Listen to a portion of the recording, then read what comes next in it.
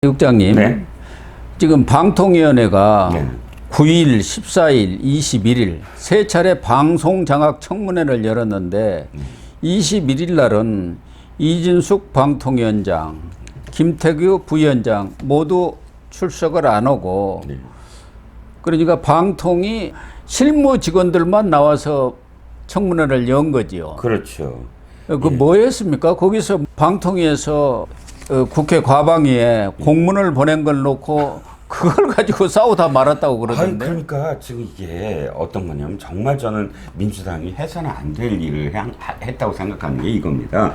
지금 국민권익위 국장 때 그분이 극단적 선택을 한 것도 특별히 김건희 여사가 뭐 어떻게 했다 이런 어떤 공방이 벌어지는데 사실은 가장 중요한 또 요인 중에 하나가 피로거든요. 네, 너무나 피로죠. 과로했다. 즉,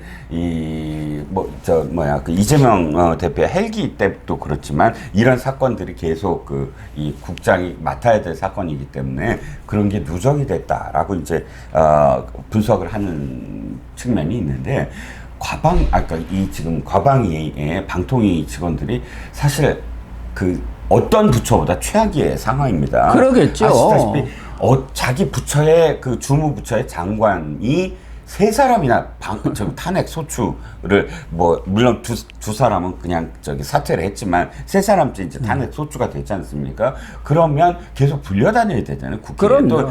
국회에 계속 불려다니고 초유의 국정감사 지금 사실 8월 달에 뭘 해야 되냐면 국정감사를 대비해야 돼요. 준비해야죠. 예. 지금 한 달 정도 준비해서 10월 달 국정감사에 막 이 자료 저 자료 다 9월 달에 넘겨줘야 되는데 거기다가 지금 22대 국회 개원하자마자 지금까지 계속 단 하루도 거의 쉬지도 못하고 주말까지 대기하면서 청문회라는 게 어디잖아요. 네. 그러니까 지금 과방위 직원들이 도저히 못하겠다. 이런 식으로는 못하겠다라고 사실 호소를 한 거예요. 그런데 지금 민주당 과방위원들이 누구야? 이거 누가 했어? 라고 지금 찾아내라. 색출하려고 하잖아요. 그러면 이게 말이 안 되잖아요. 자기네들이 그렇게 해놓고서는 그러니까 이게 무슨 이게 뭐가 어렵냐? 우리가 뭘 달라고 그랬냐? 너희들이 뭘 제대로 해준 적이 있느냐? 이런 식으로 따진 거죠. 거기다가 지금 이진숙 또 김태규 네.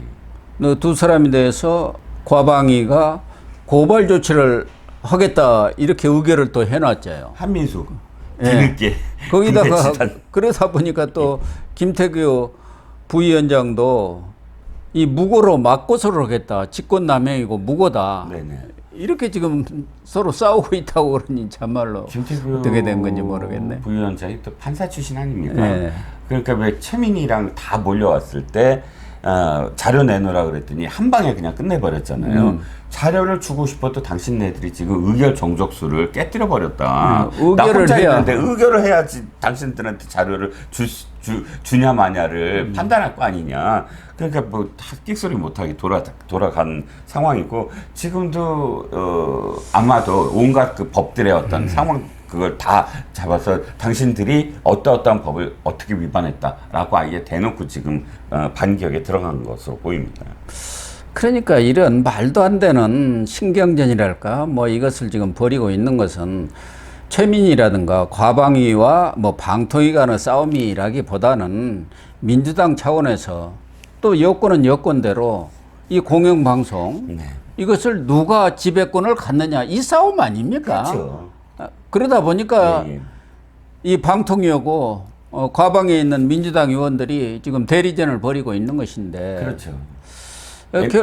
결국은 지금 1차적으로는 이 지난번 방통위가 의결을 한 KBS 박문진 이사 선임에 대해서 이 집행정지 가처분 신청을 냈지 않습니까? 네. 이게 26일 날 행정법원에서 판결이 나오죠.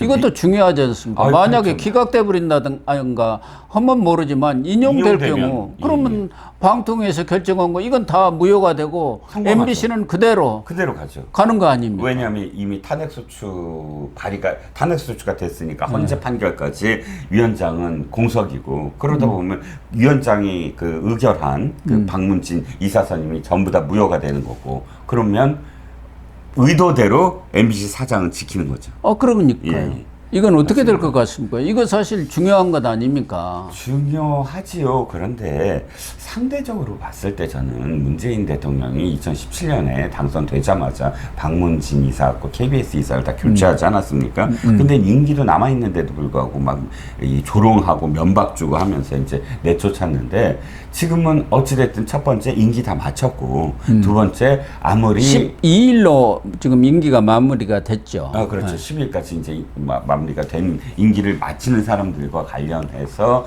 물론 이제 민주당은 그 많은 사람들을 어떻게 뭐 검토도 하지 아니하고 두들겨 댈 수 있느냐 뭐 이걸 갖고 절차적인 어떤 문제를 삼고 있지만 그럼에도 불구하고 이 방통위의 그 업무의 특성상 또 이제 박문진 이사라든지 이런 부분들과 관련해서 이미 또 공모도 했고 공모를 해서 서류가 나왔고 그 서류를 당일날 검토를 하는 게 아니라 이미 그 전부터 계속 검토를 하는 어떤 과정이 있었으므로 문제는 없다라고 지금 방통위는 주장을 하고 있고 저는 어쨌든 이게 법적인 문제도 법적인 문제지만 이 재판부에서도 이 문제가 어떤 성격을 가는지 알고 있지 않을까요? 그런데 전에 네네. 권태선 이사장 방통위가 의결해갖고 물론. 해임시켜버렸는데 그렇죠. 그거 인용해버려가지고 그리고 지금까지 다시 권태선 이사장이 있는 거예요. 있어요. 예, 더군다나 예. 지금 사법부가 많이 뭐 정상화됐다고 하지만 네. 그 판사들의 성향에 따라서는 어떤 결정을 내릴지 모릅니다. 그렇습니다. 예. 그런 결정들이 우리가 봐도 납득하기 어려운 결정들 판결이 많이 나왔잖아요. 그럼요, 맞습니다. 예. 예.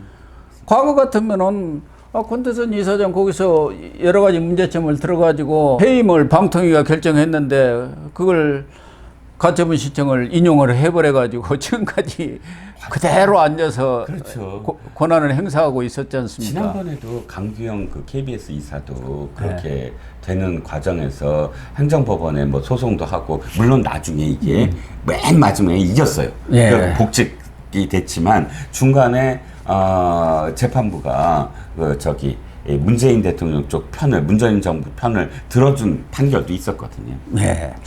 또 하나는 그동안 이 방통위를 특히 지금 2인 체제로 만든 것은 야당이 야당목 방통위원 상임위원 네네. 2명을 추천하지 않아서 그런 거거든요. 그렇죠. 그러니까 대통령이 2명을 추천하고 국회가 3명을 추천하는데 그 3명 중에 1명은 집권당, 그러니까 국민의힘이 추천하고 네네. 2명은 야당이 추천하게 되어 있는데 그래서 3대2가 되죠. 예.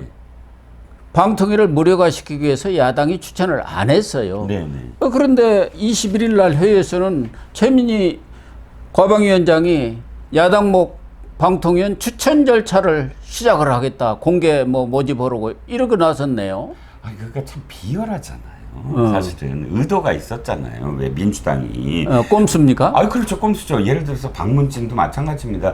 6명을 지금 임명을 했으니까 3명을 임명하면 돼요. 그러니까 9명 구성하면 6대3이니까 안 되잖아요. 그렇지. 그리고 또 지난번에도 그 꼼수죠. 왜냐하면 최민희를 원래 방통위원으로 하려고 그랬잖아요. 예. 그런데 물론 옥신각신했습니다. 법제처에서 그걸 빨리 판단을 해줬어야 됐는데 이해 충돌에 대한 문제 있지 않았습니까? 그런데 좀 뒤늦긴 했어요. 하지만 어쨌든 그때 당시에 이진숙 지금 방통위원장을 묶어서 그럼 내가 추민이 들어줄게 이진숙도 들어줘 해갖고 두 사람을 함께 올리려고 했거든요. 그러니까 어떻게 했습니까?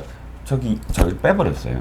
누구죠? 그죠? 최민희를 나 안 할래 그러고 그냥 사퇴시켜 버렸거든요. 그러니까 목적이 뭐냐면 어떻게든 3대1을 안 만들려고 한 거고 이것도 지금 마찬가지죠. 2대2가 되면 방통위원장이 지금 공석이니까 직무 정지를 당했으니까 그러니까 정부 측에서 원하는 방향대로 못 가는 거죠.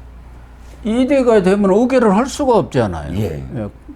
2대2 가지고는 그럼요. 서로 2대2로 딱 그냥 계속 만들겠다는 거죠.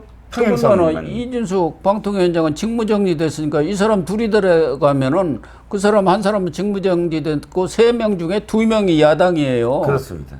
그럼 야당 주장대로 모든 것을 밖에 없잖아요. 네, 맞습니다. 이준석 방통위원장이 돌아오더라도 뭐 빨라야 내년 1월 정도 아니겠나 그럼요. 연말이나 그렇죠. 6개월 정도 네. 걸리니까요. 돌아오더라도 2대2 아닙니까? 예. 그러면 국민의 목도 좀 추천을 하면 될 거 아닙니까? 국회에서. 그러면 되죠. 그런데 그게 이제 그때까지 예를 들어서 1월까지 시간을 벌잖아요. 이제 2대1로 해서. 그러니까 그건 그 다음 얘기고. 근데 국민의 몫은 국회 본회의 의결을 거쳐야 하는데 여러 가지 투집 잡아서 안 들어주면 안 들어줄 가능성이 많지 맞습니다. 않습니까? 예. 이 경우 국회가 추천을 하지만 임명권자는 대통령입니다. 맞습니다. 예. 그러니까 사각금이고. 대통령이 이 재가를 안 하면은 그대로 유보가 되는 거예요. 자기들이 추천했더라도. 맞습니다. 예. 맞아요. 그러니까 이게 참 그렇죠. 여야 간에 정치적 절충이라든가 타협이 이루어지지 않고는 아무것도 안 된다는 거거든요. 그렇죠. 결국 그러다 보면은 방통위는 무력화되는 것이고 지금 과방위도 마찬가지 아닙니까? 방송이 MBC 가지고 이렇게 싸우다 보니까 지금 과학 쪽이 제일 중요하지 않습니까? 그렇죠. 오늘 또 통신 분야도 어마어마하게 지금 해야 할 일들이 많은데 아무것도 못 하고 있다는 거 아닙니까? 그렇습니다. 오늘 근데 방통위가 무력화되면은 아무것도 의결을 못 하잖아요. 결정을 못 하지 않습니까? 그렇죠. 중앙일보 제목이 이거예요. 단독 그래갖고 방송 정책에 늪에 빠진 가방이 과학기술법 논의는 하나도 없었다. 그러면서 시간을 따져봤어요. 지금 가방위가 열린 게 3개월간 18차례 전체 회의고요. 네. 총 시간이 112시간 46분인데 이 시간 동안 처리된 법안은 딱 4개 방송사법밖에 없었다. 참 이게 말이 됩니까? 그렇죠. 2달이 지나도록 아무 일도 안 했다 그 얘기 아닙니까? 싸움만 그렇죠. 하고. 싸움만 했다는 얘기죠. 어? 예. 정작 우리 국가의 이익을 위해서 실질적인 이익을 위해서 우리가 계속 그 투자하고 경쟁을 해야 될 AI 등 법안들은 그러니까 과학기술과 관련된 또 컨텐츠와 관련된 법안 이런 법안들이 전혀 손도 안 댔다. 고민도 하지 않았다는 겁니다. 이게 이재명의 먹사니즘입니까? 아니면 막사니즘입니까? 막 산다. 그야말로 막 퍼준다. 그야말로 이게 앞으로 미래에 먹을 거리거든요. 야, 그러면요. 예. 과학 또 통신 분야 이런 분야에 대해서는 지금 엄청난 세계적인 경쟁이 불붙고 있는 그런 상황 속에서 우리 국회는 지금 완전히 싸움판으로 변해가지고 그것도 싸움도 제대로 된 뭐 싸움이 아니고 정말 짜증나는 싸움을 벌이고 있는 거 아닙니까? 코미디 아닙니까? 코미디. 그렇습니다. 예. 대통령실이 지금 제의요구권을 행사한 게 뭐 어마어마하다. 뭐 저기 뭐 지금 이승만 대통령이 45건을 했는데 그걸 능가할 거다. 뭐 이렇게 얘기가 나오지만 그렇게 서로 만들어가고 있잖아요. 네. 빼박으로. 참 안타까운 일입니다. 예.